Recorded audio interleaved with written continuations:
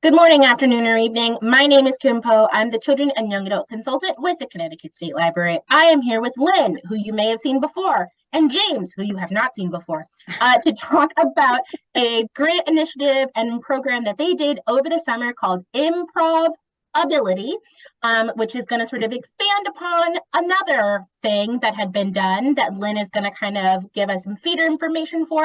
And then we're going to hear all about the program and how great it was. I've seen photos. One of those folks is my best friend because of the pose that they did in the picture. And so thank you, Lynn and James. I'm dying to hear about this because I loved reading the report.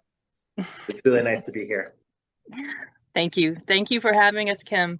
I'd like to first start out to talk about how Improv-Ability started. And it actually started with a different program that the Southington Library did in the summer of 2022. We came up with a program called The Literacy of Laughter, A Community Gets Schooled in the Art of Comedy.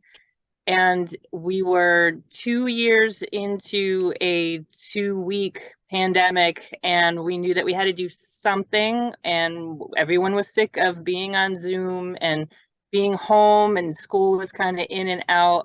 So we thought it'd be really fun to get everybody connected again through improv comedy, because improv comedy is all about communication, whether it's verbal or nonverbal. It's collaboration and teamwork and trust, and we really wanted to get back to some sort of normalcy again. And that summer, we took 6 diverse populations throughout Southington, and we gave them each a 1-hour improv workshop with CT Improv out of Hartford. And there we gave 3 open classes, 1 to kids, 1 to teens, 1 to adults that anyone could sign up for, and 3 closed classes, 1 for a Southington Veterans Committee, 1 to Bread for Life, which is our local soup kitchen, and another for the Arc of Southington, which is an organization that serves intellectually and developmentally disabled people and their families. And by far, if I had to choose one that was the most successful, it would have been the Arc of Southington. And the staff was so impressed with how this group came together. There was a nonverbal man who talked, and I had no idea what was going to happen or who did what or wouldn't do anything, but we had autistic people engage with a group where normally they didn't. And I thought, okay, well then let's kind of keep this going.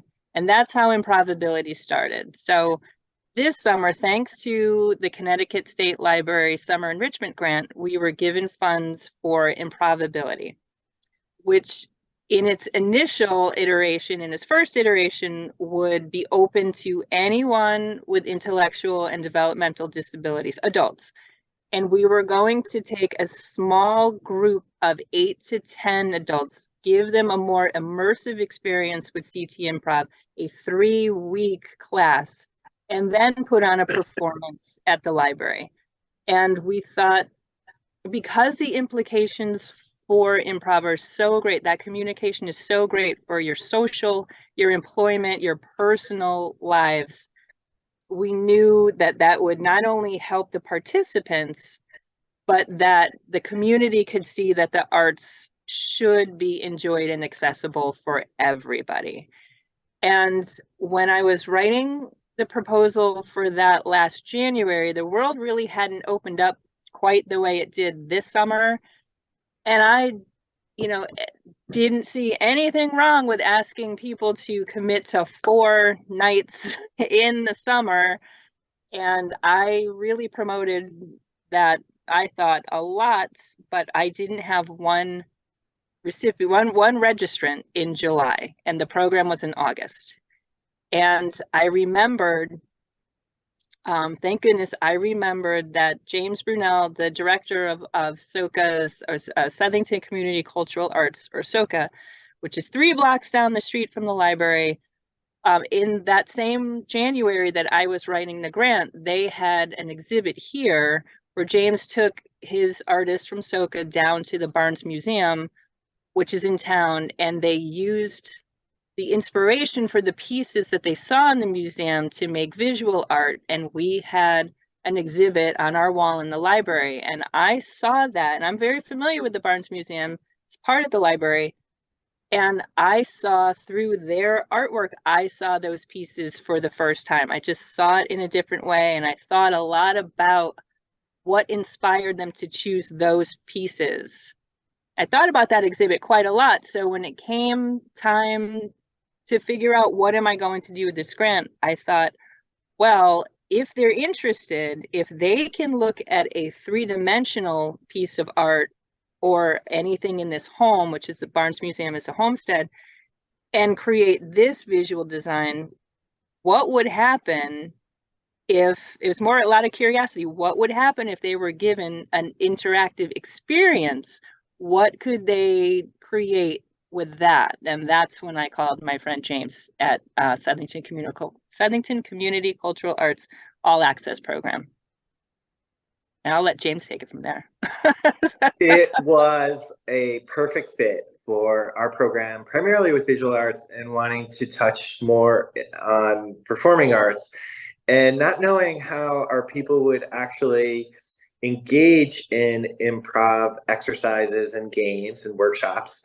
I was a little concerned about some of our nonverbal individuals, and it was actually a very hard sell within the classroom to make commitments to get to the library for what Lynn lined up for programming. And long story short, Lynn and I experienced such an amazing breakthrough in a lot of these individuals who were guided by Norm and Sarah from CT the first evening of our sessions, that we knew this was going to be a great project. And having that first evening with exercises and what we call workshop games, I had a greater understanding as to the expectations of the project, so I could help sell that within different sessions. Typically, SOCA hosts 4 different time periods within our programming schedule to offer visual arts activities for the intellectual and disabled individuals. So we've got a wide audience here in town and outlying towns, primarily the northwest region of Connecticut, my apologies. And what was really exciting was, being summertime and everyone being a little bit more casual about what to do when, and let's find something new. We actually walked down to the museum with a few, experiences, and it just blossomed for what we encountered for the activities, and the smiles and the laughters that we encountered was just brilliant. And it actually rolled into a lot more content than I think we expected. Yes. And with each of the groups going through the exercises in the workshops with CT as guided instructors, we found that some of the individuals wanted to repeat the experience, which was a win for all of us. More so was exciting to have Lynn return to our studios following the sessions with CT Improv Theater Group, and then to debrief what we experienced within the sessions, to create some dialogue with everyone, to create a composition for an art piece for each specific group. And through that, it was really fun to recap all of the details that made us laugh originally, to make us laugh even more within the group. And I think what was really fascinating for me, not knowing how the experience would unveil itself or reveal itself, it was so appropriate for team building in working with our group. And I think when you see friendships develop even greater within a community, you know that you're doing the right thing. And what was really fun in this debriefing was to relive all the content for what happened over an hour time frame. And that I do have some visuals I can share with you. I think, Lynn, you sent along some electronic files of the artwork generated.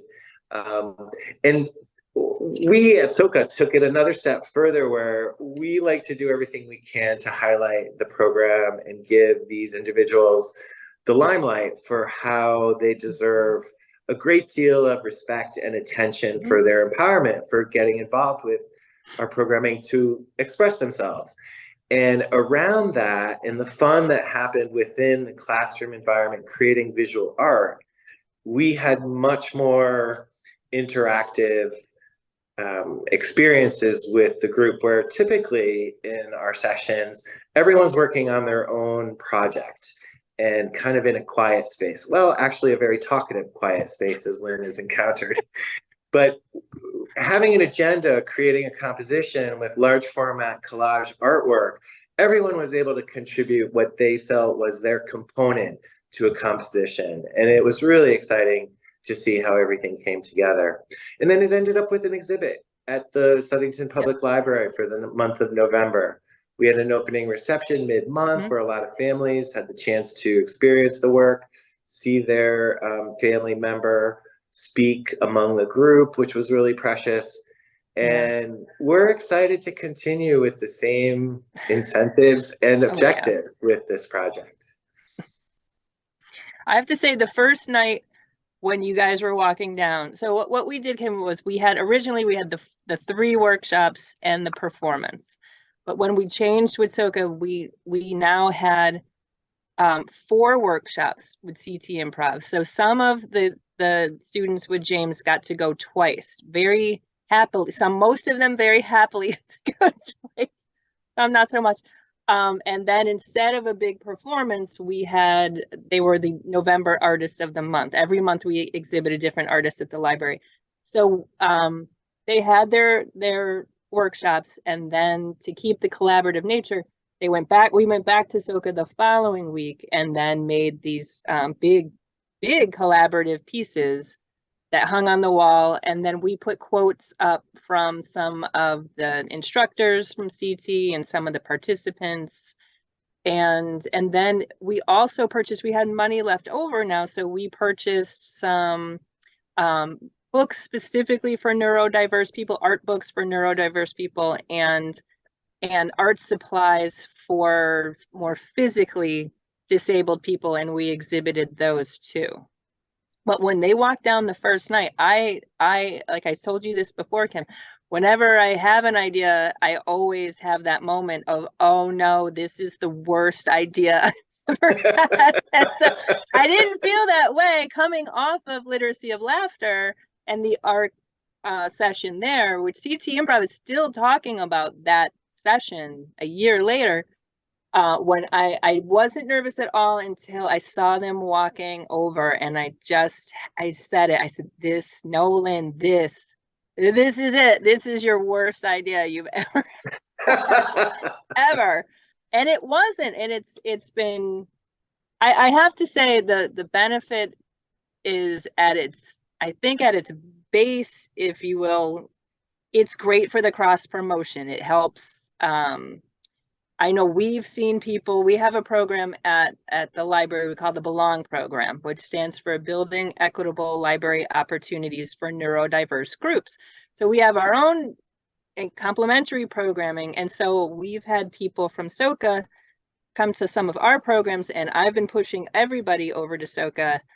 And so that's been a great benefit. But to me, the best benefit for me is that what James has done with the All Access program, All Access Art program at SOCA, is really created a family of artists, because they're a family, James. Like when you walk in there, they are a tight group, and that is a very sacred space for them, and they let you know that.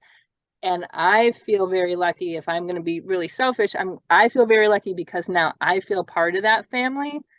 But SOCA All Access is also a part of the library family, because everyone here knows, all the staff knows the All Access people. And when they ask me, oh, are they coming tonight? Are they coming here tonight? Or are you going there tonight? And when they come here, everybody gets really, really excited. So I feel like we've just kind of created this giant family. And that to me is the best benefit. I agree. And I have to remark on the fact that our repeated exhibits with the library being so close in proximity gives these people an opportunity to empower themselves beyond even the fact of just finishing a painting or a drawing, and having that pride of seeing their work framed and on display and sending their friends and family over to witness what they've done within the program is an ideal degree of empowerment that you can't recreate in any way. It does touch on one thing that I wanted to expand upon within what we did for the exhibit, where we created a little playbill. And in this little booklet that our executive director put together in her design capacity, it includes a portfolio of every individual that participated in the project. And they're all unique. It includes a portrait photograph of the individuals. It touches on what they like to do within their creative experiences, what their favorite color is, what kind of music they like, what they got out of the project. And I think with that, and how there was a takeaway and how they can now sell themselves as individuals within the community for what they've experienced as somewhat of a resume item, it was a win-win. We're really lucky that we had such a great outcome. Definitely. I am feeling too many feelings for my little body. I'm actually tall for a woman, but I'm feeling a lot of feelings. And so James, like, you don't know this, but my undergraduate degree is in musical theater. And as someone who also loves to do collage art, I was really excited when I heard about this program from the jump. And when Lynn sort of came to me like, everything's a disaster, what do we do? It's like, don't worry, like we can fix this. Like we can fix it. It's fine. Like let's sort of, get through this. And then, during our exchanges, we kind of realized that this was the better option anyway. Like it was just the best accident to happen in the entire world. And I mean, Ashley and I spent a lot of time talking to librarians and presenting and blah, blah, blah. And one of the things that we always say is think about partnerships and sort of think beyond the obvious, right? Like we love and appreciate partnering with local schools and partnering with Parks and Rec, like never stop, but to find other, I don't want to say non-traditional because like, as you guys are talking about it, it's like, well, of course you would work together, right? Like, duh, but it's so easy to not think about that because like, it's like, well, all the kids are in the school, so let's partner with the school and everyone does Park and Rec. So, let's service them because that's where people are. But the work that you two have done and the fact that you've grown it and it seemed to want to continue to grow it is the perfect embodiment of what we're always talking about. Like, I just like wish I could just bottle you guys up and just sort of like be like, when we say think deeper, this is what we mean. And thank God this is recorded, so we kind of can. But what do you have you sort of, now that you've kind of seen this twice, right? And you've kind of like watched it grow. Do you have other plans going forward? And I'm really interested to hear from you, James, like, have you seen maybe some sort of like inklings of a positive impact of doing these improv courses and like sort of the reflection piece, like you've mentioned, as someone who has done improv poorly, I'm so bad at it. I need a script or I'm just trash, but just like the fun and like you've mentioned, sort of the collaborative aspect of it can go a long way toward building relationships and community. So I'm really interested to hear what you've seen in your students and, kind of what your plans, even if they're rough, might be for, the two of you to continue to work together. Yes, actually, some of the key questions that Lynn presented both prior and post workshop were really instrumental in my getting more familiar as to how improv is very constructive in group scenarios. And one of the biggest concerns I had was getting people to the library to partake in an hour session where our visual art sessions are primarily 2 hours. A lot of times people travel in from out of town, so they have to work into finding an opportunity to get to a new location. So in most cases, we actually decided to take a walk down to the library. I have a great visual that was used on display. This is Janaea, one of my coworkers, walking with the group on the second week that I couldn't be there for that. But the first week, I took a very similar photo. It's my favorite Taking a photo. walk down to the, so In the this rain. is how it all kicked off. And I have another visual that we captured from the first night, and it includes both Lynn and I, the CT group, our executive director, and a number of individuals. And I'll just let you scope in on the smiles on the face and the energy within the individuals being so excited for participation. And with that, we realized that it is a necessity to continue with partnerships and to expand what these individuals have for opportunity.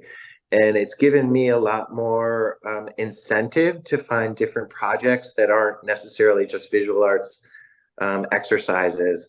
The director of the program prior to my taking the seat was a dance instructor and ran a school in Fairfield County. And she was very instrumental in having the students do yoga and stretching and a choreographed piece that was funded by the Greater Hartford Arts Council called Primitive Curiosities. And it was really expressive for the individuals that did participate with Lori in how they could follow direction and express themselves through dance and movement. And, you know, it came very much aligned with how improv has this ability to, you know, develop your skills with better listening and creating some concerns for being a kinder person or being more compassionate in how you create conversations, own our mistakes and how we can, you know, make a better choice out of our mistakes. And it was really appropriate for, you know, feeling good about yourself. And honestly, I think one of the biggest struggles that this population has is having some sort of respect from our society and our communities. And this is a vehicle and a tool that helps them find their place. I think, Lynn, you'll agree with me where there were two individuals in our group that remarked in separate situations, knowing that they found their place and how they like to be creative. And I think that's what's so exciting about looking to continue with other aspects of giving them different exercises in performing arts. So we're very excited about that. I think that's why it works so good with this particular population, because as we learned in our sessions that from our instructors, that in improv there are no mistakes. So you can't do it wrong. And you're always making your partner look good. You never ever put someone else down to get the laugh. Your goal is to make your partner look good. And improv is a really supportive environment where you take a lot of risk. I mean, you're putting yourself out socially. You're making yourself look like a, you know, a lot of people think they're making themselves look like a fool. But in that environment, we learn to laugh at ourselves and with other people. And that is, at least my theory, is that a lot of these, the people in our classes and James' classes, that hasn't always been their experiences. But in that little space that of improv, that's what they get. And I think, in my mind, I think that's why it's successful. Whereas with the other, you know, with other groups that we've done with, they're so concerned with how they look and they're not doing it right. And they kind of talk themselves right out of it. This is a group where really there are no mistakes. And I kind of feel like the way everything worked out, I've said it before, but the way that everything worked out, I kind of feel like it worked out the way it was supposed to work out. And I often say that CT and Norm and Alex and Sarah and the instructors we have, they were like the Willy Wonka of improv. They were wonderful. Everyone I've dealt with at CT has always been wonderful, but they were great. And they're the Willy Wonka of improv. And I kind of feel like the library, Southington Library and SOCA found the golden ticket. I really do with this project. It all just worked out. Very well said. Thank you. And on that note, we need to go so I can cry. But I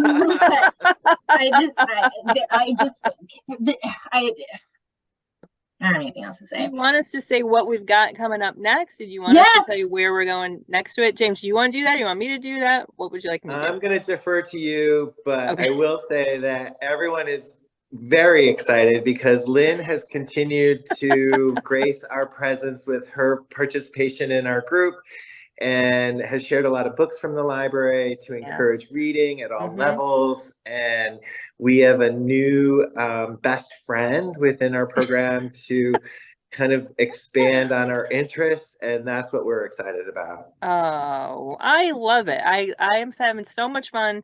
And, you know, I just thought it would be, I really wanted to keep it going. Maybe, again, maybe I'm just selfish. Maybe I just wanted to keep it going. Maybe just for me, because I'm having such a good time.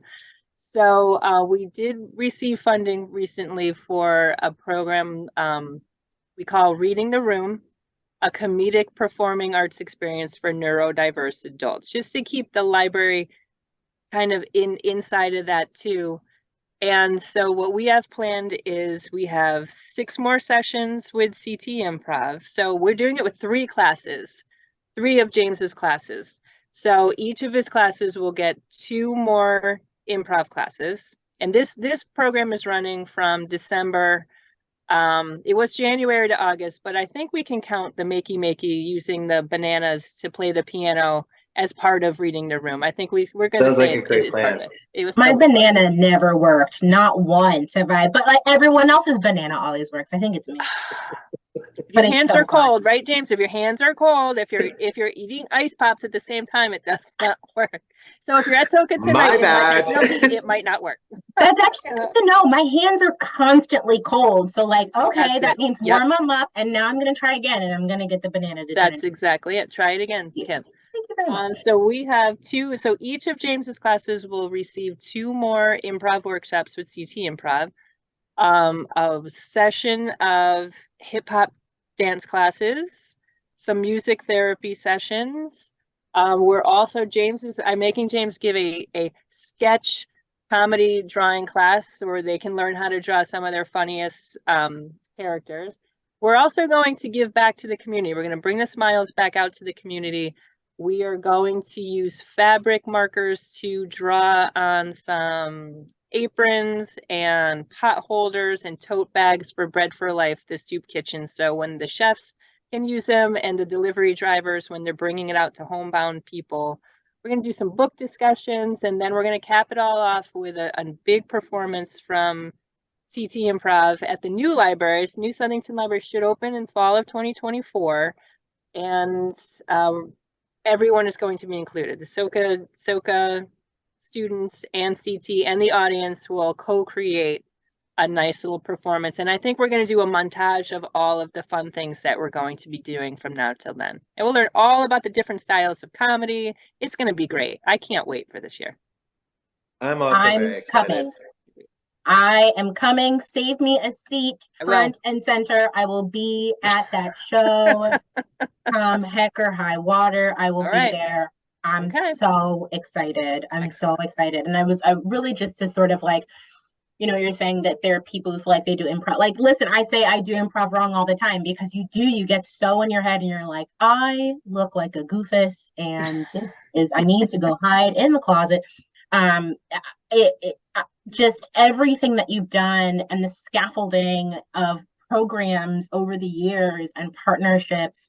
I mean, like, this is as close to perfection as I personally have seen with regards to library programming collaboration. And I mean, like, you're doing everything right. Every time you think that, like, oh no, this is the worst one, just know that apparently that's a sign that actually this is the best one of the bunch, because I mean, this sounds amazing and fantastic. And it seems like it's so well received by the participants. And like I said, like, this is an amazing partnership between the two of you, CT Improv and Bread for Life. It seems like everybody's coming out of here, you know, with a golden banana popsicle. Sounds like a win. Oh my gosh. Oh, thanks, Kim. I'm so excited. It is great. Yeah, it's been wonderful. Okay, well, thank you for sharing. And if there's ever anything I can do to help with this, I'm just here in Middletown not doing improv and not doing collage art. So we are always here if you need us. And thank you so much for sharing. And I know that the however many 2,000 views of people who watch these are really, really going to love hearing about this program. Great. Thank you, Kim. Thank you. Yeah, it's been great. Thank you very much.